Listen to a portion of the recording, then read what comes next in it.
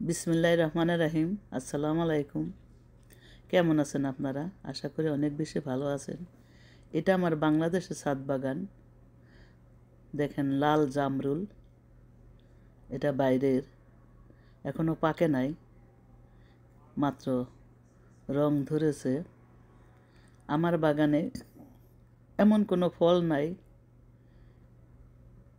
যে নাই। দেখেন, দূরে থেকে দেখেন যে মনে হচ্ছে যে জঙ্গল, যে ভিতরেই পেয়ারা গাছ, এটা সুপার 10। যখনই দেখি বড় বড় নার্সারিতে কোনো কিছু নতুন আসছে তখন কল দিয়ে দেই আর যাই নিয়ে আসি। এটাই আমার নেশা ছিল। আমার আমেরিকায়ও গার্ডেন করি, সামারে দুও জায়গায় থাকি। এটা টেক কেয়ার করে আমার কেয়ারটেকার, তারে আমি সব কিছু বুঝিয়ে দিয়েছি। আজ এ ভিডিও করছে আমার মহিন, সে আমার অনেক সাহায্য করে। আমার বারাটিয়ার ছেলে আমাকে অনেক ভালোবাসে, তার জন্য দোয়া করবেন। আমি সব কিছু তাকে বলি, কোনো গাছের সমস্যা হলে আমারে বলে, আমি সব কিছু বলে দিই। এখান থেকে ও কেয়ারটেকার দা করায়, ভিডিও করে দেয়। দেখেন জামরুল, এটা বছর 2-3 বার হয়। দেওয়ার মালিক আল্লাহ, আল্লাহর নিয়ামত। আমরা কোন নিয়ামতকে অস্বীকার করব বলেন?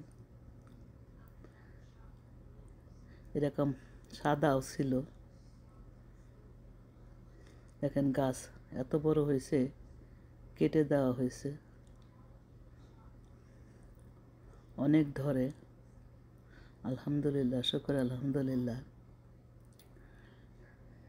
আমার 6-7 বছর আগে শাহিদ সিরাজ স্যার এসেছিলেন ভিজিটে। তারপর সরকার থেকে 3 বার আমি ট্রেনিং দিয়েছি।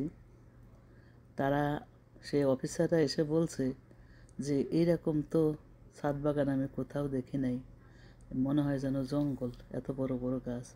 আমি 9 সাল থেকে আরম্ভ করছি। আমি কোনো ইঞ্জিনিয়ারের সাহায্য করে নেই, আমার আমার ব্রেন দিয়ে আমি করছি। আমি ছিলাম গাছ পাগল, ছোটোকাল থেকেই গাছ পাগল।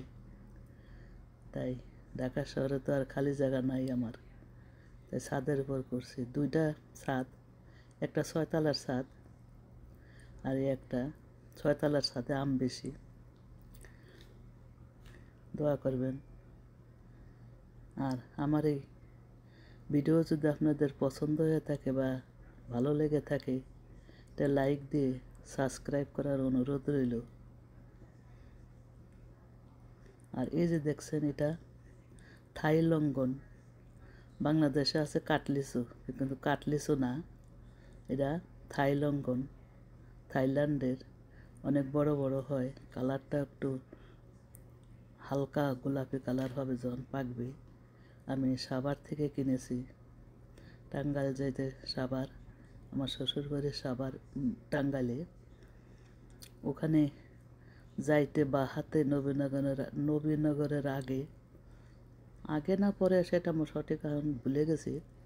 যাই হোক, বা হাতে বরিশাল নার্সারি, ওখান থেকে আমি অনেক গাছ কিনেছি, উন্নত মানের গাছ, দাম বেশি। আর একটা ছিল